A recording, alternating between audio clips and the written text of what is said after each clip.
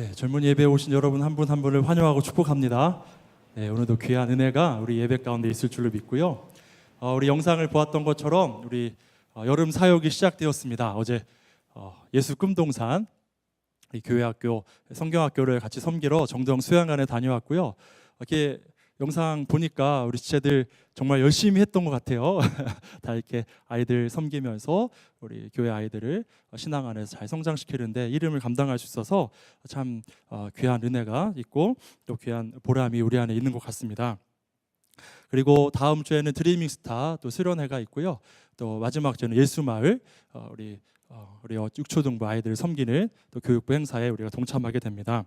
그리고 우리 7월 30일 다음 주부터 이제 국내 선교가 시작되는데요. 그러니까 우리 한나자매 기도해줬던 것처럼 서울엔 햇빛교회, 또 도고 헤비타트교회, 동해 선한목자교회를 다녀오고요. 주보에 보시는 것처럼 9월 중순에는 법한교회를 다녀오고 또 8월 4, 5, 6 해서 연산제일교회 향상음악회를 돕는 일을 감당합니다. 참 많은 일들 감당하는데요. 전 그런 생각이 들어요. 우리가 쓰임받을 수 있는 것, 그것 또한 감사인 줄로 믿습니다. 하나님께서 우리를 쓰시는 것, 이게 또 감사인 줄로 믿어요. 우리가 갈 수 있고 섬길 수 있고 사랑할 수 있는 것, 우리가 맡기시는 거 그냥 맡기시는 것이 아니거든요. 우리에게 하나님께서 능력을 주셨고 또 귀한 영혼들 섬김으로 인해서 우리 교회를 통해서 하나님께서 계획하시고 하실 일이 있어서 우리를 부르신 줄로 믿습니다. 이번 여름에 주님께 주신 우리에게 준 놀라운 사랑들 마음껏 또 누리고 나눌 수 있는 그런 은혜가 이번 선교 가운데 또 여름 사역 가운데 있기를 간절히 소망합니다. 언젠가 제가 이제 찬양 인도를 하면서 이렇게 예배를 드리는데요. 그때 불렀던 찬양이 어떤 찬양이었냐면 주의 사랑을 주의 선하심을이라는 찬양이었어요. 주의 사랑을 주의 선하심을 주의 은혜를 생각해보라 하늘보다도 더 높으신 갑자기 찬양만 하네요. 아버지의 사랑 그 특성하는 거 좋아해서 네 아버지 사랑 크고 놀랍네 이 찬양이 부를 때였는데 제가 전에 느껴보지 못했던 그런 은혜가 정말 충만히 그 자리에 임재하는 걸 제가 느낄 수가 있었어요. 그 찬양을 하면서 이렇게 예배하는데 그 전과 다른 뭔가 충만한 그 은혜의 느낌 있잖아요. 감정 그런 충만함이 있어서 정말 큰 감격과 은혜가 그 예배 가운데 있었어요. 그리고 나서 그 다음 주 또 예배할 때 제가 찬양 인도하는 자리가 있어 찬양 인도하게 됐는데요. 그날의 감정을 다시 느껴보고 싶은 거예요. 그때 그 충만했던 감정, 하나님이 충만하게 임재하셨던 감정이 너무 느끼고 싶은 거예요. 그런데 그날은 그 느낌이 또 없더라고요. 어떻게 보면 이 예배 가운데 하나님의 임재를 맛보고 또 하나님과 영과 교통하는 것, 때로는 우리가 너무 감정적인 것에 또 왜 우리 예전에 경험했던 그 감정적인 것을 너무나 추구한 나머지 다양하게 또 시간과 공간 가운데 임재하시는 그 주님을 온전히 느끼지 못할 때도 있지 않은가라는 생각을 해보게 됐어요. 사랑하는 여러분, 하나님은요 잠잠할 때도 또 우리가 뜨거울 때도 또 다양한 방법으로 하나님의 방식대로 우리 삶 가운데 우리 가운데 임재하심을 믿으시길 간절히 바랍니다. 중요한 건 무엇이냐면 어떤 환경과 우리가 갖고 있는 어떤 프로그램 이런 것이 아니라 주님께 마음을 다해 예배할 때 하나님은 하나님 방법대로 다양한 하나님 뜻대로 우리 삶의 환경 가운데 우리 각자 가운데 임재하시는 그 하나님이세요. 예배는 감정적인 것만인 때로는 하나님께서 우리 감정을 터치하시기도 하지만 그 감정적인 것을 뛰어넘어서 다양한 방식과 방법으로 우리 삶에 임재하시는 분, 그분이 바로 우리 주 여호와 하나님입니다.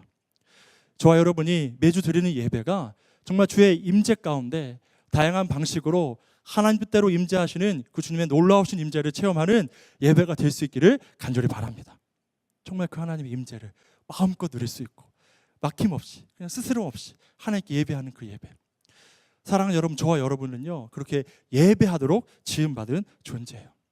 그러면 중요한 게 뭐냐면 너무나 잘 알고 있겠지만 우리가 누구를 예배해야 되고 그럼 우리가 예배해야 하는 그 대상은 어떠한 분인지 알고 예배하는 것과 모르고 예배하는 것은 너무 다릅니다. 여러분, 우리가 예배해야 될 분은 누구인가요? 하나님이죠. 누구나 다 아는 것처럼 이 자리에 앉은 누구라도 아는 것처럼 하나님이에요. 그럼 그 하나님 어떠한 분이시기에 우리는 예배해야 되는가? 그 예배의 대상을 알아야 돼요.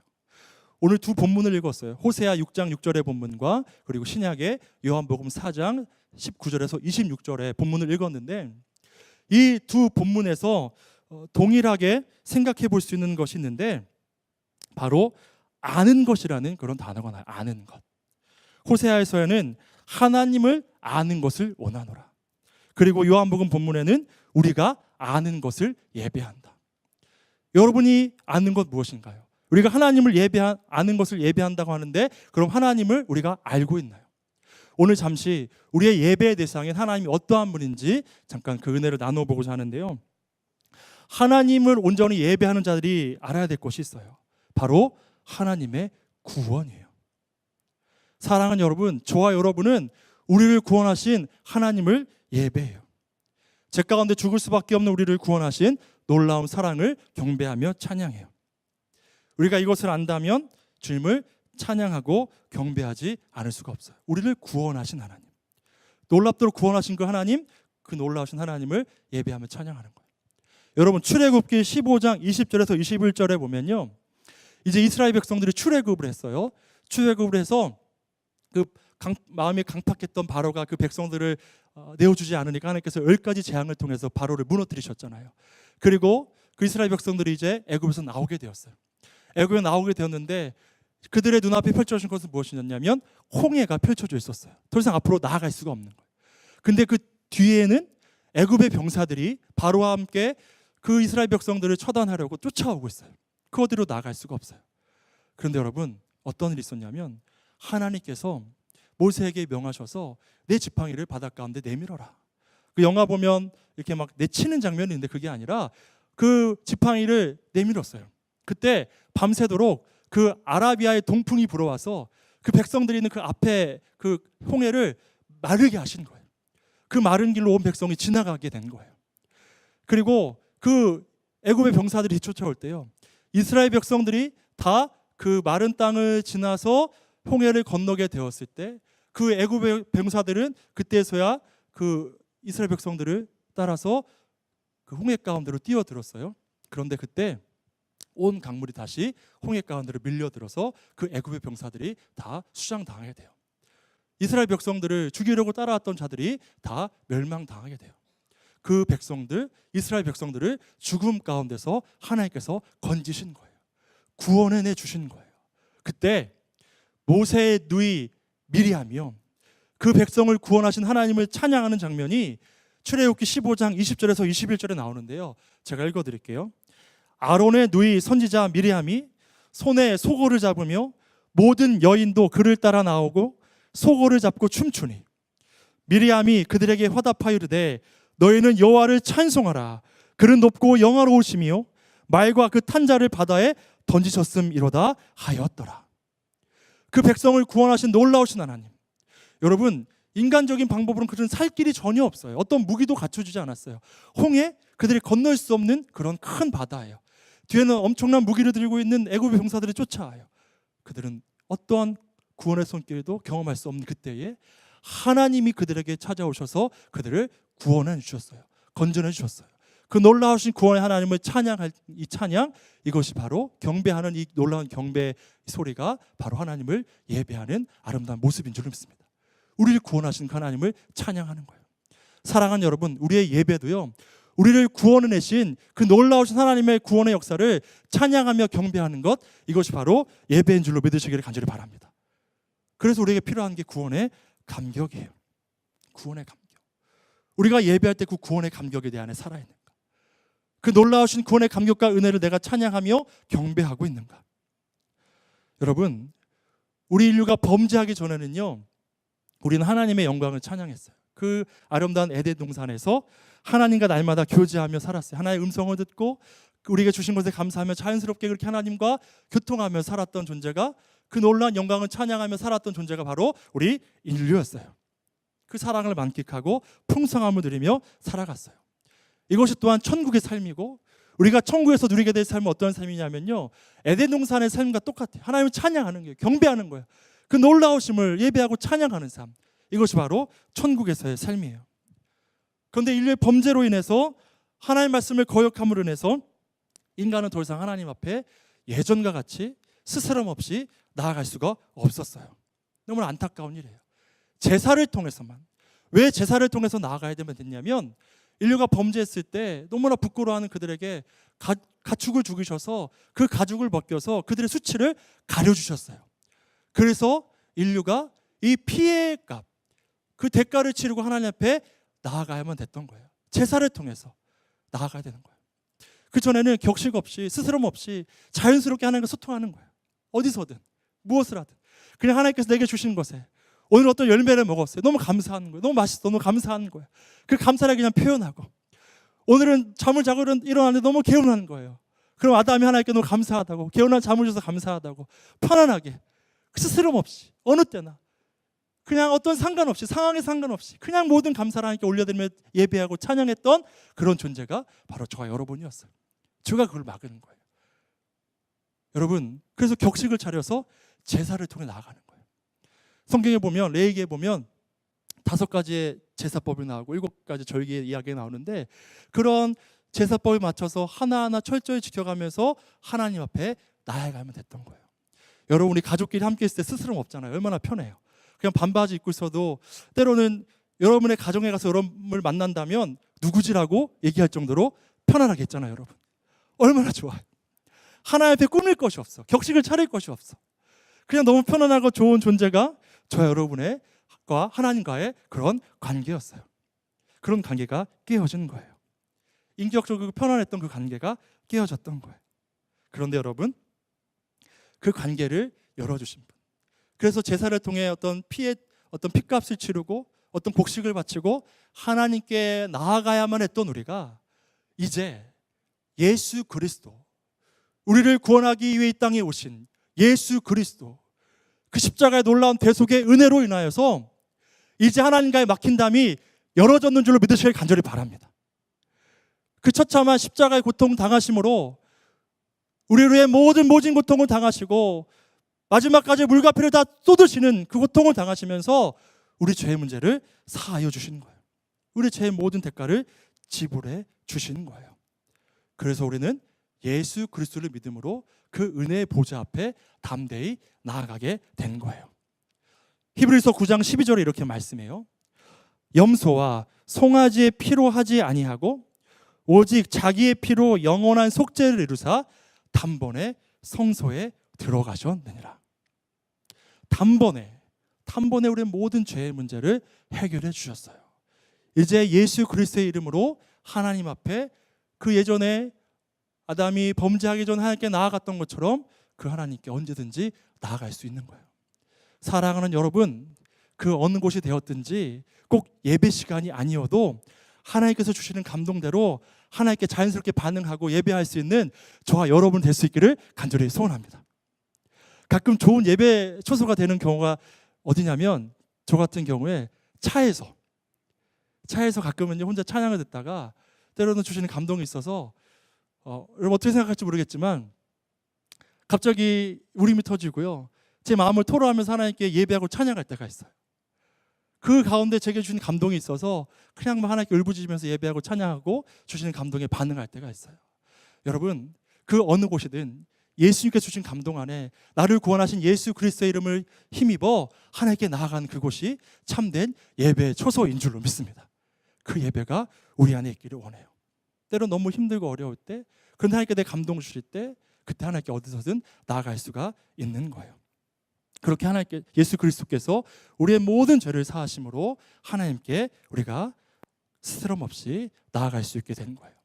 그게 아니었다면요, 지금 이 예원학교 저 잔디밭에 소와 염소와 비둘기가 가득해야만 해요. 그것을 하나씩 가져와서 각을 뜨고 제단에 제사를 바쳐야 하나님께 나아가야 되는 거예요. 그 관계의 문을 열어주셨고 하나님과의 영적인 관계가 열어지게 된 줄로 믿습니다. 그리고 그런 예수 그리스도, 우리의 구주 되신, 우리의 모든 죄를 사하여 주신 예수 그리스도를 우리 삶의 주인으로 모셔드리고 그 놀라우신 이름을 찬양하며 경배하는 것, 이것이 예배인 줄로 믿습니다. 우리를 구원하신 그 이름, 우리의 주인 되신 그 이름, 우리를 핏값으로 사시고 회복시켜 주신 그 놀라우신 이름, 그 이름을 찬양하며 경배하는 것, 그것이 예배예요. 그 대상, 그 놀라우신 구원의 이름, 그것을 찬양하는 거예요. 그래서 헬라어로 예배를 뭐라고 하냐면요, 프로스키네오라는 단어를 써요. 프로스키네오. 이게 뭐냐면 프로스라는 단어는 누구누구에게라는 그런 단어의 뜻을 갖고 있고요. 퀴네오라는 단어는 입맞추다라는 단어를 갖고 있어요. 누구누구에게 입맞추다. 이게 예배예요. 종이 주인의 발에 입맞추고 겸손히 나아가는 것처럼, 엎드려 나아가는 것처럼, 무릎 꿇고 나아가는 것처럼 예배도요. 하나님 앞에, 우리의 경외의 대상 되신 하나님 앞에 우리가 무릎 꿇고 그 발에 입맞추며 겸손히 나아가는 것, 그것이 바로 예배인 줄로 믿습니다. 겸손히 나아가는 거예요. 우리를 구원하신 그 놀라신 하나님께 우리가 경외할 수밖에 없는 그 놀라신 이름을 찬양하며 예배하는 거예요. 그래서 예배에 인간의 이름, 인간 누구도 드러날 수가 없어요. 하나님만 드러나는 예배, 하나님만 높임 받는 예배, 우리는 겸손히 섬기고 하나님께 예배할 수 있음에 감사하는 그 예배, 그 예배가 우리 정동 젊은이교회 예배 가운데 있기를 간절히 원합니다. 그 누구도 아니라 하나님만 영광 받으시는 그 예배, 그 놀라우신 하나님을 찬양하는 거예요. 그 경외감을 나타내는 거예요. 사랑하는 여러분, 그래서 그 놀라우신 구원의 감격이 있는 사람, 그 구원의 경륜을 경험한 자들, 그 구원의 놀라운 기쁨이 그 속에서 넘쳐나는 사람들은요, 하나님을 예배하지 않을 수가 없는 거예요. 여러분, 성경의 많은 인물들을 보면 또 우리 삶도 마찬가지예요. 노아가 큰 홍수가 끝나고 나서 그 가족들이 구원받았을 때, 그 땅이 마르고 처음으로 그가 땅을 밟게 되었을 때 처음으로 했던 것이 뭐냐면 제단을 쌓은 것이었어요. 하나님, 그 백성을, 그 자녀들을 구원해 주시고 그들을 통해 새로운 역사를 써내려 가신 하나님을 찬양하면서 제단을 쌓아 하나님께 경배했어요. 그 구원의 놀란, 그 하나님의 놀란 구원의 경륜, 그것을 찬양하며 경배했어요. 그리고 야곱은요, 그 형 에서를 피해서, 장자권을 빼앗은 일로 인해서, 그 축복을 받은 그 일로 인해서 형을 피해서 삼촌 라반의 집에 도망할 때 베델에서 두려워하고 염려하며 지쳐있는 그에게 하나님께서 찾아오셨어요. 내가 다시 이곳에 돌아오기까지 내가 너와 함께 할 것이다 라고 말씀해 주셨어요. 그것이 베델이었어요. 하나님 만났던 그곳. 그리고 다시 이제 때가 되어서 20년의 시간이 지나서 다시 형 에서를 만나러 돌아올 때 다시 그 베델, 하나님과 처음 약속을 맺었던 그곳, 하나님께서 그가 다시 이 땅에 돌아오기까지 내가 너와 함께 하겠다. 근데 하나님께서 그 20년의 세월 동안 그와 함께 하셨거든요. 그를 번성하게 하셨고 지켜주셨고, 이제 수많은 자녀들과 가족들과 수많은 소유를 가지고 다시 이스라엘로 돌아오게 되는 거예요. 그리고 다시 그 베델, 하나님 만났던 그곳, 하나님과 언약을 맺었던 그곳에서 야곱 했던 게 뭐냐면 단을 쌓았어요. 그네에 감사하면서 자신을 하나님께서 약속하신 그 말씀대로 이곳으로 이끌어 주신, 다시는 오지 못할 땅으로 여겼는데 다시 회복시켜 주시고 약속하신 바를 이루셨던 그 하나님, 그 하나님을 생각하며 감격하면서 그곳에서 제단을 쌓았어요. 그 놀라우신 은혜에 감사하며 하나님께 예배한 거예요. 다윗은요, 평생에 하나님의 성소를 사모했어요. 우리 성지순례 가는 이스라엘 성지팀이 날마다, 매주 모일 때마다 그 다윗의 시를 우리가 묵상하고 있는데요, 성소를 향해 나가는 순례자의 노래를 우리가 묵상하고 있는데, 다윗은 늘 성소를 사모했어요. 하나님과 함께하는 것, 그 궁정에서의 첫날보다 주의 성소에서의 한 날이 내게 큰 기쁨이고 내게 감격입니다. 그 은혜, 하나님을 사모하는 마음으로 성전을 사모하며 나아갔던 그 다윗, 그 놀라우신 하나님, 구원하신 하나님, 그가 궁핍한 가운데, 연약한 가운데, 도망자로 살아가고 있는 가운데 그를 아시고 그를 도우시고 그를 이끄시고 그를 위로하셨던 놀라우신 구원의 하나님, 그 사랑의 하나님, 그 감격을 가지고 하나님의 성소를 사모하면서 놀라우신 이름을 찬양하며 경배하고 있어요.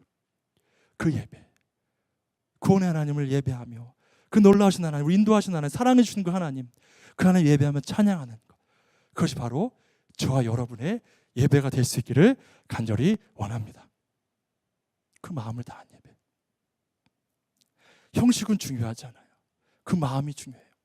형식 또한, 우리가 예배 이런 형식들을 갖잖아요. 우리가 뭐 묵도도 하고 기도도 하고 말씀도 읽고 말씀도 듣고 뒤에 뭐 성찬도 하고 하는 이 모든 형식도 여러분 은혜의 수단이에요. 그 하나하나의 그 순서를 통해서 하나님의 놀라운 역사, 우리 가운데 일하시고 구원하셨던 하나님을 다시 한번 느끼고 경험하고 생각할 수 있도록 돕기 위해서 그 순서가 있는 거지, 순서 자체에 목적이 있는 것이 아니에요. 그 하나하나를 통해 놀라우신 하나님을 우리가 알게 되는 거예요. 그리고 그 하나님을 온전히 알 때 우리는 하나님을 온전히 예배할 수 있는 줄로 믿습니다. 호세아 선지자가 얘기하고 싶었던 것이 그것이에요. 하나님이 어떠한 분인지 아니? 알고 예배하니? 알고 예배하면 이렇게 예배할 수 없어. 그 하나님을 안다면 이렇게 예배할 수 없을 거야 라고 이스라엘 백성들에게 선포하고 있는 거예요. 우리도 하나님을 안다면 마음과 정성을 다해 정말 우리의 모든 전심을 다해 하나님을 예배할 수밖에 없게 되는 줄로 믿으시길 간절히 바랍니다. 안다면, 경험한다면. 오늘 본문에도 예수님께서 말씀하시는 것이 아는 바를 예배한다고. 우리가 아는 하나님, 경험한 하나님, 하나님을 찬양하는 거예요. 경배하는 거예요. 놀라운 사랑을 베푸신 그 하나님, 선하신 하나님, 인자하신 하나님, 우리를 버리지 아니하시는 하나님, 포기하지 않는 하나님, 죽을 수밖에 없는 죄인된 우리를, 이 자리에 감히 올 수 없는 죄인된 우리를 구원하시고 용서해 주시고 싸매어 주시고 치료해 주신 하나님, 그 하나님을 안다면 그 은혜 감격 아래 우리 온 마음을 다해 예배하며 찬양할 수밖에 없는 거예요. 두 번째로 여러분, 우리가 그런 예배뿐만 아니라 우리의 삶이 예배가 되어야 될 줄 믿습니다. 삶이 예배가 되어야 돼요. 호세아서 말하고 있는 것이 뭐냐면 하나님은 오히려 제사보다 인애를 원하신대요. 인애가 뭐냐면 긍휼과 자비의 삶이에요. 가난하고 헐벗은 자들 그들 돌보지도 않으면서 악행을 행하면서 일주일 동안 온갖 악을 다 저지르고 나서 이곳에 와서 제단에 번제를 드리고 하면 무슨 소용이라는 거예요. 삶이 예배가 되라는 거예요. 매일매일 이때뿐만 아니라 제단에 번제를 갖고 나올 때뿐만 아니라 매일매일 예배라는 거예요. 삶이 예배되라는 거예요. 삶 속에서 하나님을 예배하고 온전한 행위로 하나님께 나아가라는 거예요. 섬기며 사랑하며 그렇게 살아갈 때 온전한 예배자의 삶을 살아갈 수 있다고 말씀하고 있는 거예요. 사랑하는 여러분의 삶이 정말 예배의 삶이 되기를 간절히 바랍니다. 그 순간순간 매일매일 하나님을 생각하고 하나님께서 우리에게 주신 은혜대로 그 놀라우신 은혜를 흘려보내는 삶, 주일만 예배자가 아니라 매일이 삶이 되는 예배, 거룩한 참 우리의 삶을 드리는 그 예배가 있기를 간절히 원해요. 그리고 이 삶이 예배된다는 것 가운데 중요한 것 하나는 뭐냐면 우리가 어떻게 보면 그 관계라는 게 굉장히 힘들어요. 관계 때문에 우리 삶이 참 힘겹고 관계 때문에 수많은 갈등이 일어나고 그 가운데 때로는 그 관계의 갈등에 막혀서 하나님께 온전히 나아가지 못할 때도 참 많아요. 그래서 말씀해 보면요, 하나님께 예배하러 나오기 전에 그 누군가와 갈등이 있거나 화목하지 못한 것이 있으면 먼저 그것을 풀고 나서 막힘이 없을 때 다시 하나님께 나와서 예배해라. 그래야 너에게 큰 은혜가 임하고 그것이 바로 온전한 예배자의 모습이다라고 말씀하고 있는 본문이 있어요. 마태복음 5장 22절에서 24절에 이렇게 말씀해요. 마태복음 5장 22절 24절에 나는 너에게 이르노니 형제에게 노하는 자마다 심판을 받게 되고 형제에 대하여 나가라 하는 자는 공회에 잡혀가게 되고 미련한 놈이라 하는 자는 지옥불에 들어가게 되리라. 그러므로 예물을 제단에 드리려다가 거기서 내 형제에게 원망 들을 만한 일이 있는 것이 생각나거든 예물을 제단 앞에 두고 먼저 가서 형제와 화목하고 그 후에 와서 예물을 드리라. 그 후에 와서 예물을 드리라고요. 사랑하는 여러분, 때로는 우리 가운데 꽉 막히는 게 있어요. 관계에 막힘이 있어서 하나님의 은혜가 우리 안에 온전히 임하지 못할 때가 있어요. 하나님 부어주시기 원하시는데 그 막힌 것 때문에 우리가 하나님의 은혜를 경험하지 못할 때 참 많이 있어요. 그때 그것을 다 풀고 오라는 거예요. 해결하고 오라는 거예요. 막힘없이 나오라는 거예요. 근데 참 이게 어렵잖아요. 힘들잖아요. 관계라는 게 쉽게 풀리나요? 그런데 여러분, 저도 쉽지는 않지만 하나님께서 우리의 막힌 그 모든 담, 막혔던 그 모든 것, 그것을 풀어내시기 위해서 다 쏟아부으셨어요. 다 내어주셨어요. 그 구원의 감격이 우리 안에 있다면, 그 은혜를 온전히 체험한 자라면 너무 힘들고 어려워도 그 관계의 문제가 해결될 수 있기를 간절히 원합니다. 그것이 막혀서 하나님의 은혜를 체험하지 못한다면 얼마나 안타까워요. 그 문제가 해결되지 않아서 하나님 우리에게 부어주시는데 그것을 우리가 누리지 못한다면 얼마나 안타까워요. 하나님 그걸 열으라는 거예요. 아까 5가지 제사의 방법이 있다고 했는데 뭐 속건제, 속제제, 번제, 소제 뭐 다양한 게 있는데 화목제라는 게 있어요. 화목제. 화목제는 뭐냐면 하나님과의 우리의 관계를 여는 그런 제사고 또 이웃과의 그런 모든 막혔던 것을 다시 풀어내는 그런 제사인데요. 그 번제 같은 경우는 그 모든 제물을 다 태워서 기름까지 다 태워서 하나님께 올려드리는 게 바로 번제예요. 그런데 화목제는요, 그것을 남겨서 제사장에게 몫을 줘요. 뭐 뒷다리와 뭐 가슴살 이 정도 주고요. 그 나머지는요, 그 화목제는요, 모두가 그 마을에 있는 모든 사람들 다 나누어 먹어요. 여러분, 소 한 마리를 잡으면요, 제가 정확한지 모르겠지만 한 1300근 이렇게 나온다고 해요.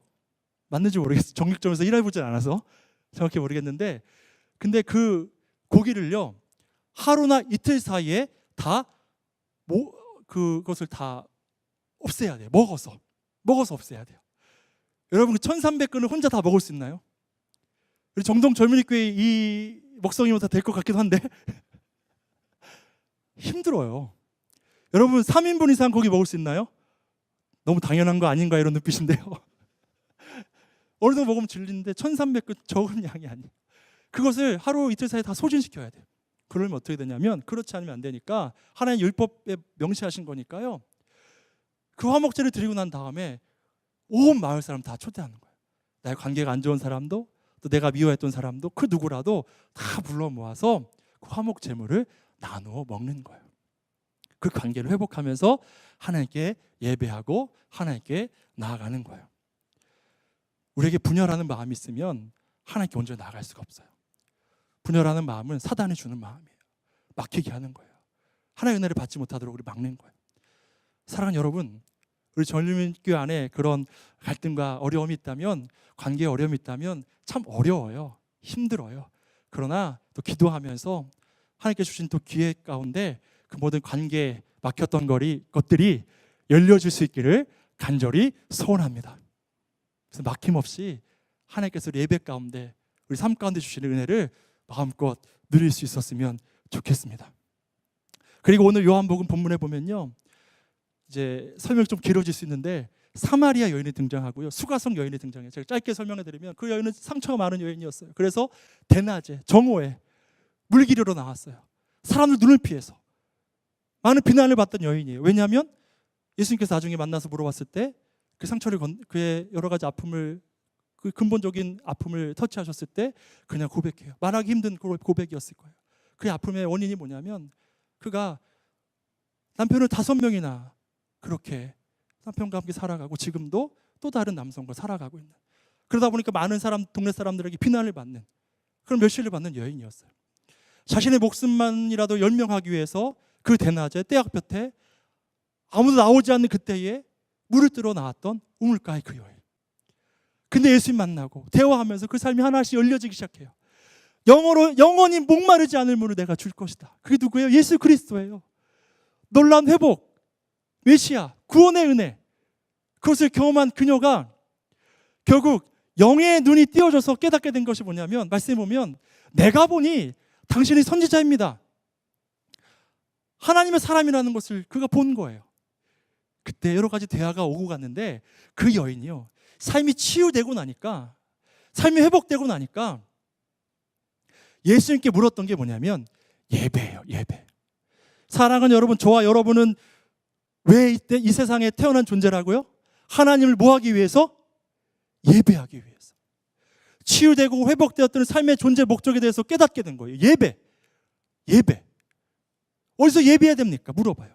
사마리아 사람들은요, 그리심산이라는 곳에서 예배했어요. 여러분, 이 역사를 다 설명하기 좀 어려운데, 그 남유다 북이스라엘에 나눠지고 나서 남유다는 예루살렘에서 예배했는데, 북이스라엘은 예루살렘에 내려가지 못하도록 하기 위해서 북쪽의 단과 밑에 베델에다가 금송아지를 만들어 놓고, 그게 성소라고,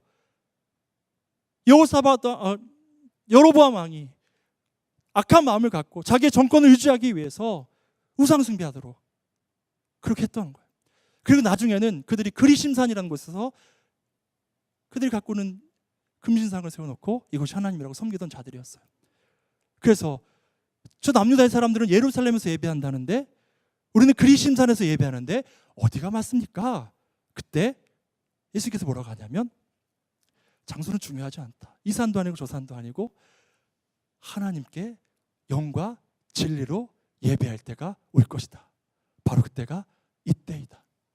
그들이 어떻게 영과 진리로 예배하게 되었어요? 예수 그리스도께서 우리를 구원하심으로 하나님과의 관계의 문이 열렸기에 우리는 어떤 격식을 갖추고, 물론 격식도 중요하지만 어떤 피해 값을 치르고 대가를 치르고 막 재물을 갖고 나아가고 태우고, 이게 아니라 스스럼 없이 우리가 영과 진실함과 예수 그리스도의 이름만 가지고 예배할 때가 온다고 말씀하고 있는 거예요. 형식이 중요한 것이 아니라는 거예요. 그 주님 앞에 온 마음을 다해서 영과 진리로 예배하는 그때가 온다는 거예요. 그때가 언제죠? 예수 그리스도께서 우리의 죄를 다 사해 주셨을 때. 그때 우리 예수 그리스도를 힘입어 하나님 은혜의 보좌 앞에 언제든지 나아갈 수 있게 된 줄로 믿습니다. 그것이 구원의 은혜예요. 그 예배, 하나님께 온전히 드려진 예배, 그 예배가 우리 가운데 있어지게 되기를 간절히 바랍니다. 우리 영적인 존재예요. 지금 예배하는 가운데 하나님과 영적인 교감이 있는 거예요. 찬양 중에 임하신 하나님, 우리가 기도하는 가운데 우리 가운데 임재하신 하나님, 영의 교통함 가운데 하나님과 교제하면서 하나님 느끼면서 예배하는 그 예배, 그 예배가 우리 가운데 있기를 간절히 원하고, 진리로 예배하는 것은 진실한 마음을 다해 예배하고 진리 대신 예수 그리스도 안에서 예배하는 거예요. 그 보혈의 능력을 힘입어 예배하는 거예요. 그 보혈의 능력이 아니면 우리 하나님께 나아갈 수가 없어요. 그 보혈의 능력 의지하여 나아가는 예배, 우리 자체 스스로 하나님께 나아갈 수 없지만 우리를 구원하신 그 보혈의 능력 힘입어 하나님께 나아가는 그 예배, 그 놀라우신 핏값으로 우리를 사신 그 놀라우신 사랑에 감사하며 감격하며 드리는 그 예배, 그 예배, 그 예배, 그 예배가 저와 여러분 가운데 있기를 간절히 원합니다. 그 구원의 감격이 있는 그 예배, 그 예배가 우리 가운데 있기를 간절히 원해요. 여러분, 누가복음 말씀에 보면 7장에 보면요, 한 바리새인이 예수님을 자기가 가져오는 초청했어요. 근데 한 여인이 쫓아 들어와서는요, 그 항아리 하나를 갖고 왔어요. 그 안에 뭐가 있었는지 향유가 들어있었어요. 그 값비싼 향유를 예수의 발에 부어요. 근데 그 붓기 전에 그의 눈에 눈물이 가득했고요. 그리고 그 머릿결로 그 향유를 예수의 발에 붓고 그 머릿결로 예수의 발을 닦아요. 바리새인이 욕해요. 저 비싼 것을, 저 비싼 것을.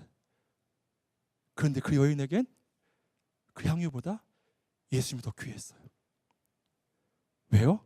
그 발, 고통당하실 발, 우리를 구원하시기 위해서 고통당하셔야 되는 그 발. 그걸 아니까, 그걸 너무나 감사하니까 그 모든 게 아까운 게 아니에요. 자신가 드릴 수 있는 가장 좋은 것 그 무엇이라도 다 드리고 싶은 거예요. 그것이 바로 마음의 예배인 줄로 믿습니다. 중심을 다한 예배인 줄로 믿습니다. 또 그런 예배, 구원의 감격, 하나님을 진정 사랑한 자 예배는 뭐냐면, 여러분, 이스라엘 백성이요, 언약궤를 블레셋 족속에 빼앗겼어요. 그래서 나중에는 블레셋 백성들이 언약궤가 있는 것보다 하나님 저주가 임하니까 다시 가져가라고. 그래서 가져가서 보관한 곳이 어디냐면 기랏 여야림이라는 곳에 오베데돔의 집에 보관했어요. 20년 동안이나. 다윗 왕이 그게 너무나 마음이 아픈 거예요. 이 성전의 이 성소에, 예루살렘에 그 궤를 모셔야 되는데 너무 마음이 아픈 거예요. 그리고 결국 20년 만에 그 궤를 가지고 예루살렘으로 들어오게 된 거예요. 그때 다윗이 어떻게 했죠? 기뻐 춤을 추었어요. 너무 기쁜 나머지 바지가 벗겨졌어요. 그때 미갈은 저 성에서 바라보면서 비웃었어요. 주책이야. 근데 다윗은 그게 너무 기쁜 거예요. 너무 기쁜 거예요. 하나님의 임재, 그 놀라우신 하나님의 궤, 그 하나님 함께 하신 그 놀라운 궤가 다시 예루살렘으로 돌아오는 거 너무 기쁜 거예요. 기뻐 뛰며 찬양한 거예요. 그 예배, 마음을 다해 기뻐하며 그 놀라우신 구원의 은혜 감격하며 드리는 그 예배가 저 여러분 가운데 있기를 간절히 원합니다. 그리고 여러분, 삭개오가 그 예수님 만났어요. 여러분, 이게 삭개오의 얘기는 다 알잖아요. 예수님께서 그의 그 간절함을 귀히 여기시고 그의 집에 유하셨어요. 그리고 예수님 만났을 때 그가 자신의 죄를 토로하고 자신의 소유를 팔아 가난한 자들에게 나눠주겠다고 하고 토색한 것이 있으면 사배나 갖겠다고 해요. 그가 하나님 바라는 그 마음의 중심을 예수님께서 아셨어요. 그리고 뭐라고 하셨냐면 오늘 이 집에 구원이 임했다고. 그 구원의 감격을 드린 삭개오, 하나님께 온전히 나아가는 삶을 살게 된 줄로 믿습니다. 여러분, 우리 예배하는 것 그냥 하는 것 아니에요. 구원의 감격을 가지고 예배하는 거예요. 온전한 그 구원의 감격이 있다면 다른 것 쳐다보잖아요. 이 예배 시간만큼은. 아니, 우리 삶이 예배되어서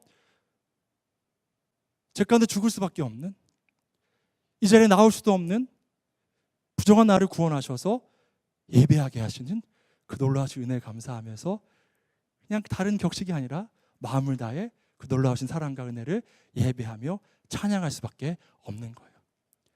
그 마음을 다한 예배가 저와 여러분 가운데 있기를 간절히 원합니다. 지난 일본 도쿠시마 선교 가운데 제가 그런 예배를 드리게 된 것 같아요. 그 청각 장애들이 많이 있는데요. 뭐 어떤 음악도 없어요. 왜냐하면 청각 장애인들이니까 음악이 필요 없죠. 손짓으로 예배하는데, 표정으로 예배하는데 그 예배가 그렇게 귀한 거예요. 정말 진심을 다 예배하는 것 같아요. 손짓으로 이렇게 하나님 찬양하면서 그 얼굴 표정 하나하나로 하나님을 예배하는 그 모습이 다른 막 어떤 음악적인 요소도 없고 그 어떤 영상적인 것도 없고 그 어느 것도 없었는데 그냥 그 마음의 중심이 느껴지더라고요. 그 예배 가운데서 얼마나 마음을 쏟았는지 몰라요. 여러분, 그 어떤 환경이 중요한 것이 아니라 여러분의 중심이 중요한 줄로 믿습니다. 구원의 그 은혜, 감사함, 그 찬양함, 그 놀라운 구원의 경륜을 예배하고 찬양할 때 우리 안에 또한 기쁨이 넘쳐나게 되는 거예요. 그 구원의 감격 안에서 자유함이 우리 안에 있는 거예요. 그 예배가, 마음을 다한 예배가 저와 여러분 가운데 있게 되기를 간절히 소원합니다. 그때 하나님께서 우리 가운데 임재하시고 기뻐하시며 우리의 삶을 받으실 것이고요. 또 여러분은 그 누군가 아직 하나님을 예배하지 못하는 자들에게 그 구원의 기쁜 소식을 전하여서 그들도 주님께 돌아오도록 해야 할 사명이 바로 저와 여러분에게 또한 있는 줄로 믿습니다. 그것 또한 예배예요. 이 사마리아 여인, 그 상처가 회복되고 들어간 곳이 그 마을이었어요. 사람들의 눈을 피하다니는 그 마을로 들어가서 와서 봐라, 놀라운 구원의 역사를 이루시는 그 예수 그리스도를 봐라, 그 복음을 들어봐라 라고 초대했고, 사마리아의 그 수가성의 많은 자들이 주님을 믿게 된 역사가 있게 되었고요. 그 일로 말미암아 그들도 주 여호와 하나님, 그 놀라우신 구원의 이름 예수 그리스도의 그 놀라운 이름을 찬양하며 예배하며 경배하게 되었는 줄로 믿습니다. 우리도 그 사명을 잘 감당하는, 중심을 다 하나님 예배할 수 있는 저 여러분의 삶이 되기를 간절히 축복합니다. 그 예배 가운데 하나님 임재하시고 기뻐하실 거예요. 마음 다한 예배, 그런 하나님께 온전한 예배로 나아갈 수 있기를 간절히 원합니다.